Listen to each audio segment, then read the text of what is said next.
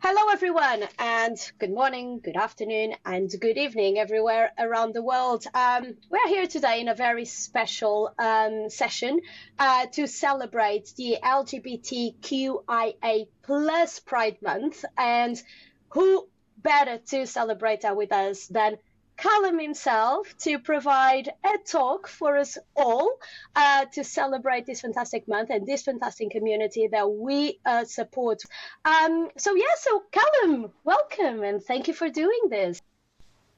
Hi, thank you so much for having me here. I'm really excited to be here. I think it's really great that Ministry of Testing is supporting Pride Month and amplifying different LGBTQIA plus voices like throughout the community, especially in testing. There's a lot of us.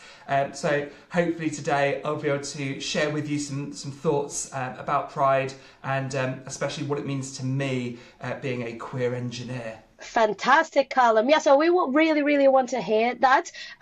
We decided to do this as a free talk for our entire community to watch, not only on our website, but will be added as well to our YouTube channel. So everyone will have a possibility to watch this talk. So yes, I can't wait. I'll leave the floor over to you. So take it away. Brilliant. Hi everyone. So, as said, I'm Callum Akehurst-Ryan. My pronouns are he, him. I am, for the visually impaired, a white man with black hair, a black goatee and glasses, wearing a dinosaur earring and a black shirt. I'm in my living room, which is a grey room with a lot of pictures up on the wall. And I'm here talking to you all about Pride Month as a gay man. I have 16 years of test experience, throughout which I've been part of a lot of different diversity, inclusion and belonging culture groups. And I've been speaking and blogging and talking about my experiences of being LGBTQIA plus in software engineering for a long time. I'm also a Pride veteran. I marched for civil partnerships and for other rights. And I am a terrible drag queen, which you probably won't see ever. So let's set the scene. For those of you who don't know what's Pride Month, I'm sure a lot of you see a lot of rainbow flags, a lot of acronyms going around at the moment. Pride Month, the month of June, is the month where we queer people remember the Stonewall riots that took place in 1969 in New York and spread across the world, even here in London. It is a time to celebrate how far we've come as a queer community, the rights that we've won, to keep fighting for inclusion and for rights for other people, to be visible as queer people and to build empathy. You're going to see a lot of progress pride flags, parades, rainbows. A lot of that is about visibility and about empathy. But at the end of the day, these are still like protest marches. These are all marches trying to build that understanding of the needs of queer people. And we take this month to do it. And as part of that, I'm going to talk about my experiences as a queer tester to help build understanding with the community, or even just to be visible to other queer people as well. And as I said earlier in my intro, I just want to thank the Ministry of Testing for allowing me to do this and for raising queer voices this Pride Month. So let's start with being a queer engineer and what that means. And frankly, what that means is coming out at work. And coming out can be both good and bad. I'm going to talk about both of those things today, both the good and bad of coming out as queer whilst being an engineer. As queer people or LGBTQIA plus people, we every day have to choose who are we coming out to, decide if it's safe to come out, and decide, like, do I want to, put that part of me out there for people. It's not just something you do once. You come out of the closet and you're done. It's something that every day you have to go, right, can I do this, with this colleague? Can I be myself in this meeting? And I want to re-emphasize and point out that it's okay to feel that you don't want to do that and that you don't want to come out, or you want to compartmentalise your working life and your personal life. You don't owe to anyone coming out. It is something that you can choose to do, and for everyone, it is never okay to out anyone either. As talking about my experiences, I'm going to be talking about the fact that I have chosen to come out and live very visibly as a gay person in the software testing community.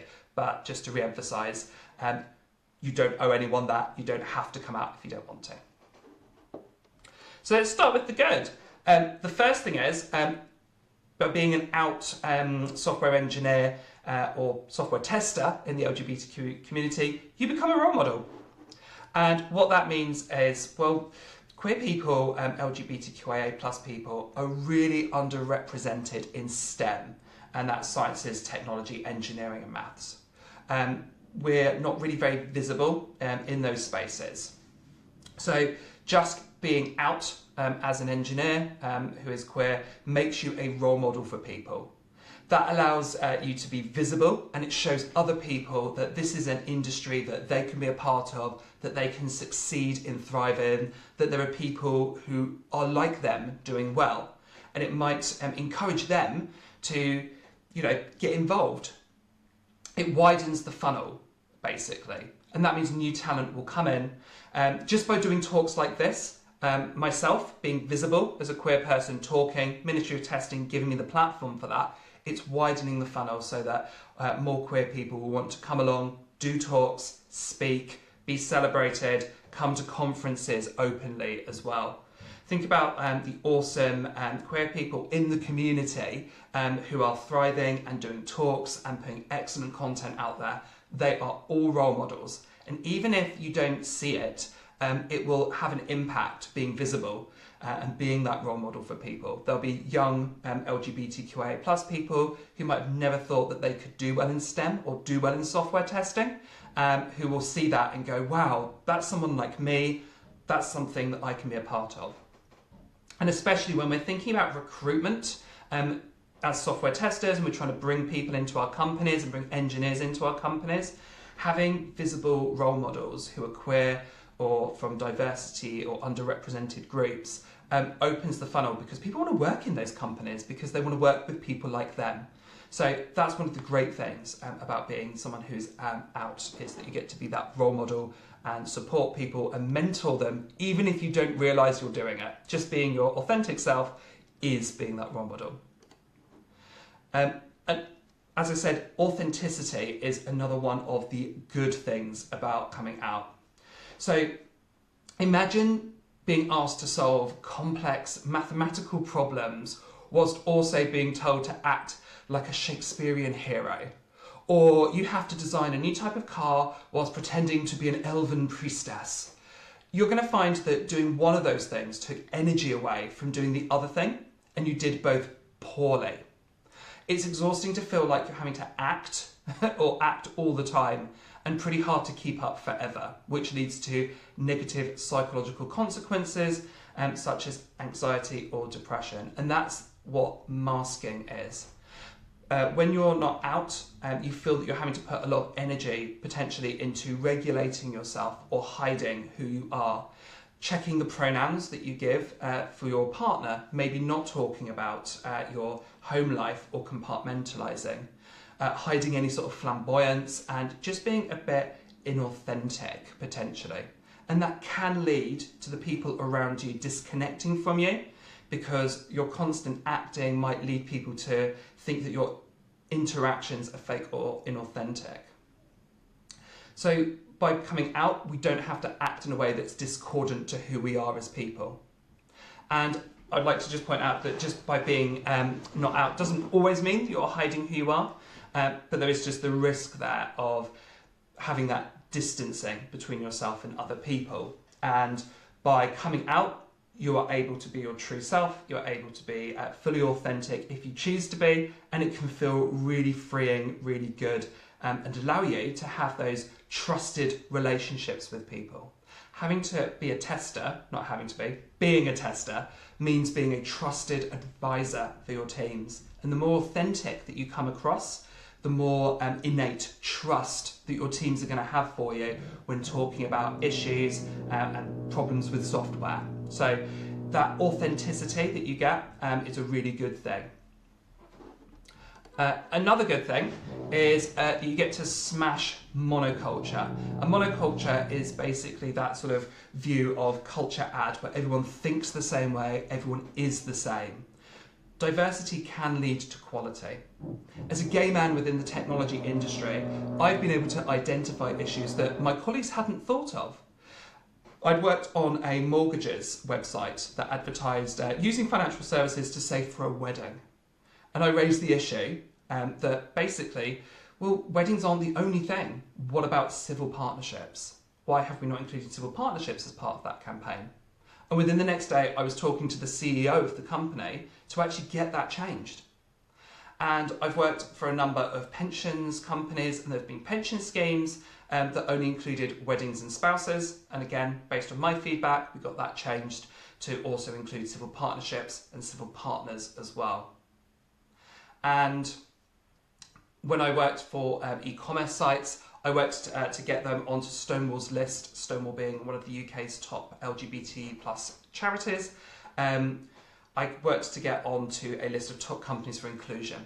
And that included pushing for more diversity within advertising, saying that we should be providing training to customer service reps to deal with the specific needs of customers within minority groups as well, and just generally trying to push the view that other people might not have seen. And I'm not saying that other people couldn't have seen these issues or wouldn't have found them, but because they refer to my experiences as a gay man, they're just more front of mind for me, so they were easier to spot. And that really helps in testing. We talk about the idea of personas and thinking like customers. Well, if we are like our customers in those ways, it allows us to think like those customers and improve the quality of what we're building on. Another example of this could be something like accessibility. People who are differently abled would have the most exposure to what works or doesn't work for them, so they'd be most easily able to input on improving quality for accessibility. So it's very similar to that. So smashing monoculture, changing how we think, not just being like, yeah, everyone thinks the same, is a great reason or a great thing that came from being a queer person in the industry. But it's not all good stuff. There are some bad things as well. And one of them is that it's not always safe to be out as a queer person.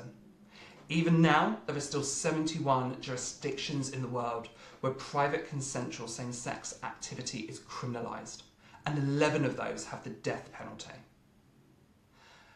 In 2021, 375 trans and gender diverse people were killed across the UK, marking a rise in reported violence against this community.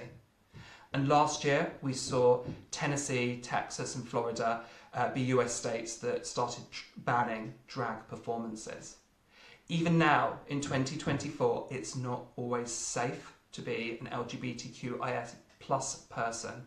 And coming out in your professional life might mean working with potentially homophobic co-workers, people you might have to consult with or work with people who are from one of those jurisdictions where culturally it's frowned upon to be queer.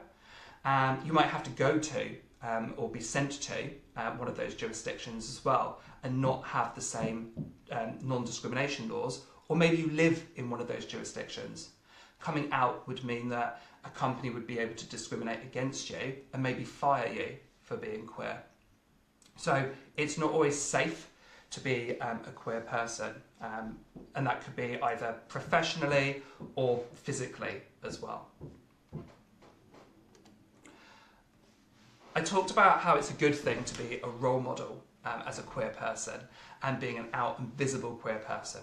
But the flip side of that is that you always have to be a role model.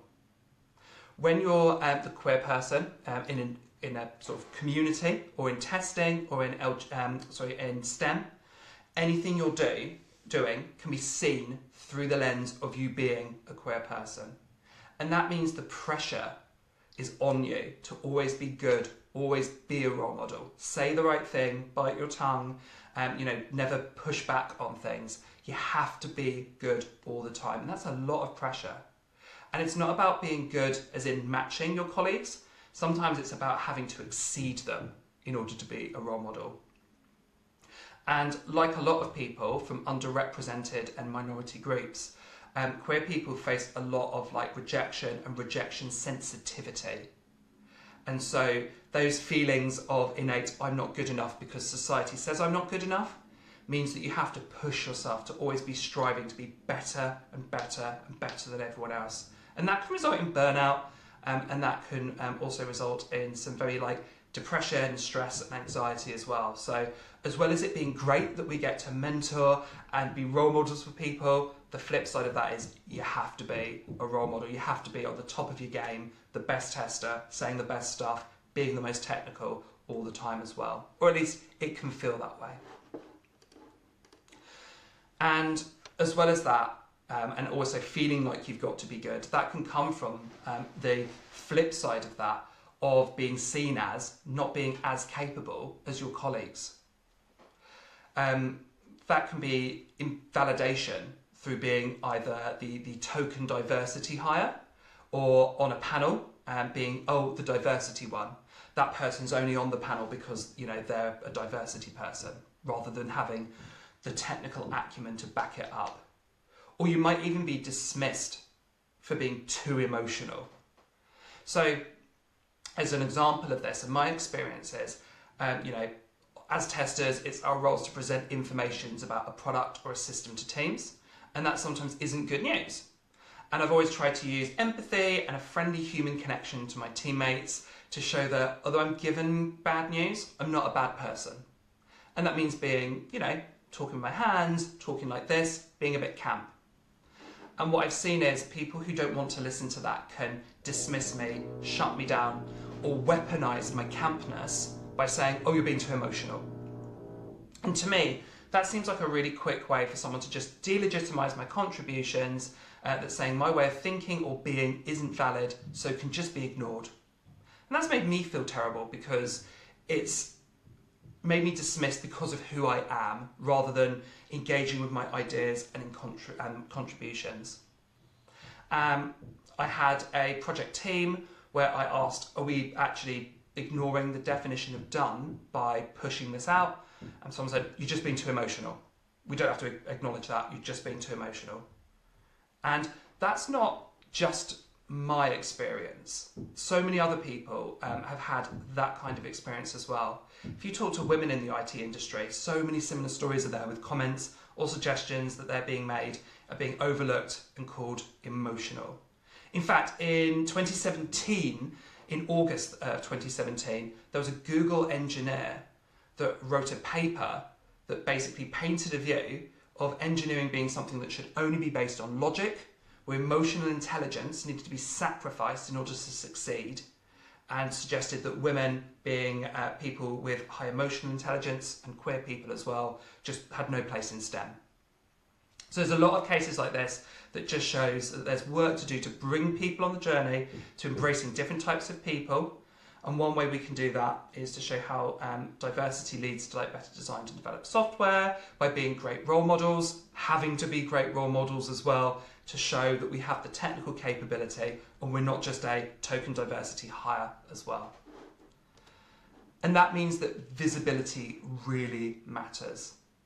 It shows that the conversations like we're having now really supports both the advocacy of we're more than just token diversity hires, we've got something to say, but it also shows other people in the LGBTQIA plus community that they're not alone.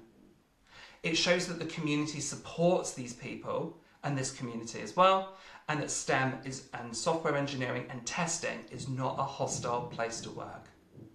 This is a time of year where companies will all change over to having rainbow flag icons to outwardly show that they support pride. And it's important because that is a signal that shows that this is a company that, at least on the surface level, is a safe place and engages people. And it's really important because that's something that's needed even today. Research by the charity Stonewall revealed that in 2018, over 35% of LGBTQIA plus professionals in the UK have hidden that they are queer from their employers for fear of discrimination. It also showed that almost 1 in 5 LGBTQIA plus staff, 18%, have been the target of negative comments or conduct from work colleagues because they are LGBTQIA plus. I've worked in organisations where there's been a banter culture, and that banter culture has just been normalised to basically say, oh, that's okay, or make fun of people who are LGBTQIA plus. And it's not just across the UK. Until very recently, you could be fired for being gay or transgender in many states across the US and across the world as well. We sometimes talk about rainbow washing and that, oh, they're just putting pride flags, it's just performative. Well, yes, but also it adds to that visibility. It shows that the culture at large, that organisations are standing up and saying, we see you, LGBTQIA plus community, and ideally we're supporting you as well. And that visibility is great for signalling that people, whenever you like or whenever you post on something, and organisations are being supportive. And talks like this that the Ministry of Testing is doing helps with that as well. So not only does it help us who are out, but also people who are not out or just starting off in their careers realise they're not alone, there are people and people that support them as well. So you might be asking, what can I do as an individual to support Pride, maybe as a queer person who's out or not out, or maybe just as an ally? Well, there's loads of things that you could be doing. First and foremost, add your pronouns. Normalise adding your pronouns. Even if you're cisgendered, if you're the same gender as you were born with, add your pronouns. It normalises it. It makes it less scary for people. So you can see my screenshot there on LinkedIn, but emails or Slack or Teams, you can add your pronouns to places. So please do. It normalises things. It makes the world a better place for all of us. You can buy a Ministry of Testing Pride t-shirt. You can see the link there, the image there. You can basically find that through all of the cool stuff that Ministry of Testing can buy. And if you buy a Pride t-shirt, money will be going to an LGBTQIA plus charity. Amplify queer voices across social media as well. If you want to show that you have pride, but you don't want to wade in because you're an ally, just repost something. Repost cool content that queer people are doing, amplify their voices, so you can sort of help them to get further reach and spread the pride. If you want to be very direct, you can donate to LGBTQIA plus charities this Pride Month. This is a screenshot from the Albert Kennedy Trust, a UK LGBTQIA plus homeless charity that I donate to, that I try to every Pride. Or, again, you can just support D&I initiatives at work. So any diversity and inclusion initiatives going on at work, any pride initiatives at work, support them, be vocal, look to see them as well. And finally, I just wanted to take the time just to, again, reiterate my thanks to the Ministry of Testing and to the testing community for being strong allies this Pride, for engaging with content like this, and for also, putting merch in place, Pride merch, that's going to support queer charities. So thank you so much to the Ministry of Testing, and thank you to everyone who's listened to that, and happy Pride. If you want to learn more about Pride, then please do feel free to follow me on social media. I make a lot of content that gives more information about Pride directly, or again, go hunt out Stonewall UK or the Stonewall charity. They have a wealth of material for teaching you more about Pride. But happy Pride, everyone, and thank you for listening. Well, thank you to you as well for what a fantastic talk. I made some notes. There are a few things that I haven't done that I will doing. One of them being, for example, adding my pronouns on my email signature. That's something I've missed. I will certainly be doing that.